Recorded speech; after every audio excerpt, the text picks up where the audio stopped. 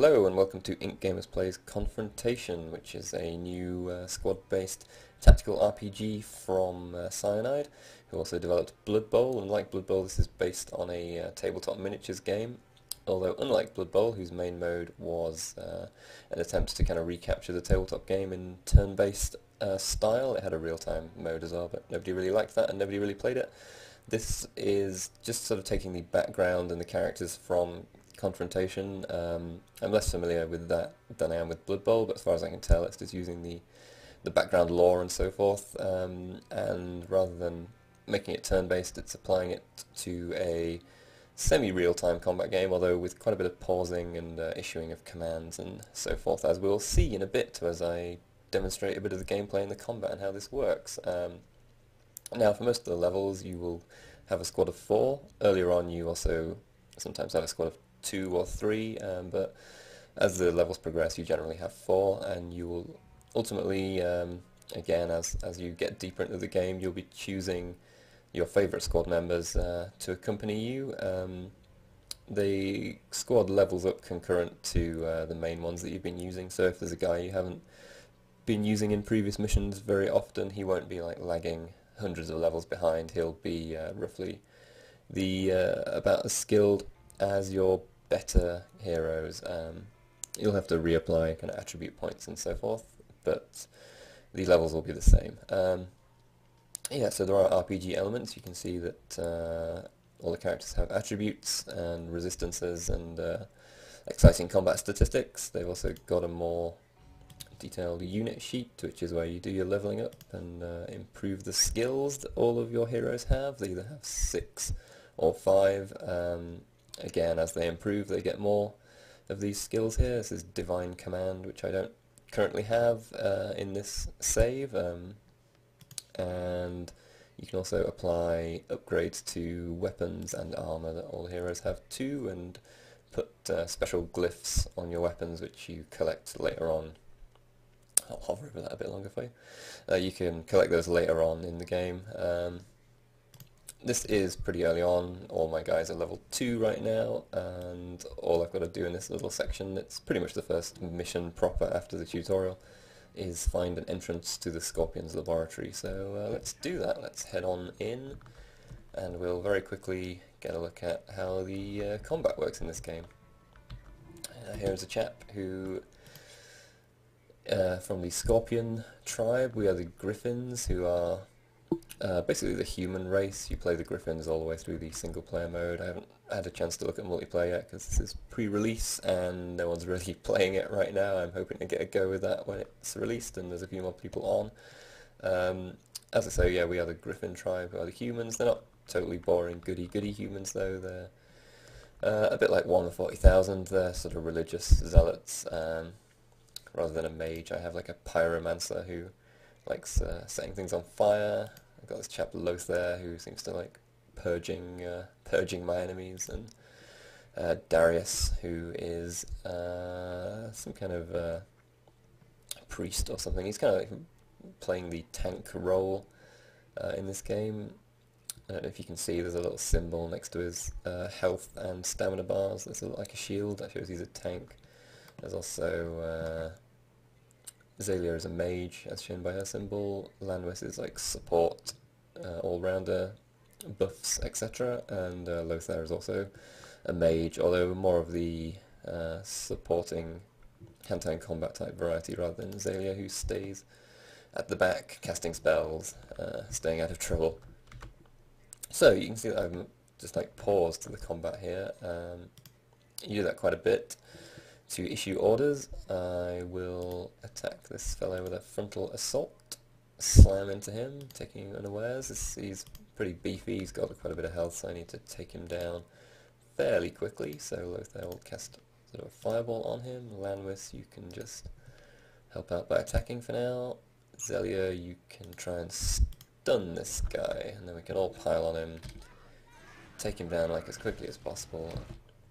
Now, there's more people arriving already, so the plan will now change slightly, although I'm going to broadly stick to my my scheme there. There's a hybrid guy who will start trying to pummel away at me. I'm going to cast Exaltation of Soldiers, which increases the hit chance of people around me. I think that'll be useful. And I'm going to hold Shift to issue several commands in a row. So I'm going to do Exaltation of Soldiers followed by Holy Prayer, which will allow Darius to heal himself. And yeah, he'll execute those two in order. Zelia can use Source of Fire to sacrifice some hit points for some extra mana so she can cast some more spells, which will be useful. Darius didn't have enough stamina to pull off the second thing, so I'll have to wait a little bit. He actually does have enough now, so we can cast that after all. She now has enough mana, so I will cast that, which is Ignatius Cage, which will do fire damage over time. Lothar, you can enchant Darius's weapon, and that'll do for now, I think. So you can see that Darius is slowly healing himself, which is quite helpful. So, we've taken down the big guy. We now have this hybrid chap left, and a crossbowman over there, I think. Yeah, Lanwis, you can try and go get the crossbowman. While these two chaps carry on wailing on the hybrid. And I'll wait for Zelia's spells to cool down a bit before casting anything. Hybrid just healed himself there, but that's not going to save him for long. He's pretty much going down.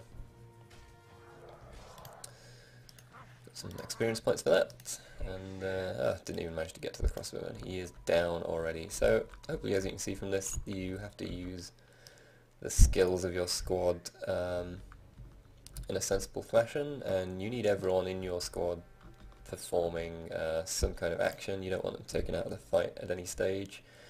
If they lose all their health during a fight, they go into a stage where they're on the floor with a bar, an agony bar, slowly creeping up, which if it reaches its highest state, then they will perish. But to be honest, as soon as you start having guys going down on the floor, unless you're very near the end of an encounter, you are kind of in trouble because you're missing someone from the fight who is probably going to be quite crucial to progress. We just fought 3, it's like a 4-on-3 there. As you go further on, it'll be like 4-on-4, and then maybe even the enemy might have 5 or 6. I searched a chest there and found some bandages. You can apply, I've got like 10 bandages down here. It's quite early on, so it's quite generous. You can apply bandages during combat, but again, that means someone is having to apply bandages rather than using one of their handy skills, so that is a bit of a risk, unless you're kind of desperate. Okay, so we'll now progress on here. We got a couple of crossbowmen and a hybrid. I'll use Darius's skill to charge in, distract this guy. Lothar, you can try and cast some sort of fireball at this guy. Lanwis, you can also attack the hybrid. Zelia, you can stun the other crossbowmen. Let's do this, see how it goes. And you'll notice perhaps as well that I, after the last fight, it kind of auto-healed everyone. When you're out of combat, that's what it does. You'll auto-heal up. So you basically got to survive each encounter, essentially, and then yeah, you'll heal up again. Yeah, you may as well charge in and do a bit of killing. Let's restock my mana so I can cast Igneous Cage on that guy. Hybrid is now down, so these guys are joining the fight, and since the crossbowmen are essentially ranged attackers, and it's 4 against 1, he is pretty screwed. Down he goes. It's a bit more experience point. More experience points for the leveling up process, and we're almost at the end of this little section. Once I've killed these 2 guys, it will be the victory screen. And yeah, you can see healing up there before I actually get into combat. You have to get a little bit closer before they start wailing on you. So we'll issue small orders.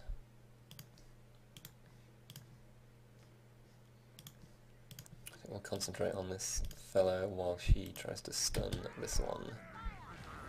Let's see how that works out.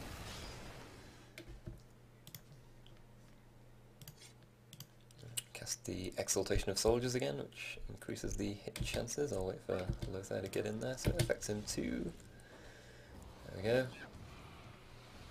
More chance to hit, that's always good. Now what happens there, is the enemy casts Provocation, which lures all my soldiers to attack him rather than anyone else, but that's fine in this case because I actually want them to. It can be more annoying when they're pulled away from combats you want them involved in. And down he goes. That will be a victory for us. I hope you've enjoyed this look at the gameplay of Confrontation. The full review will be appearing on IncGamers.com probably the beginning of next week, that is the week beginning April 9th. But for now, hopefully this IncGamers Plays video has given you a good impression of the game.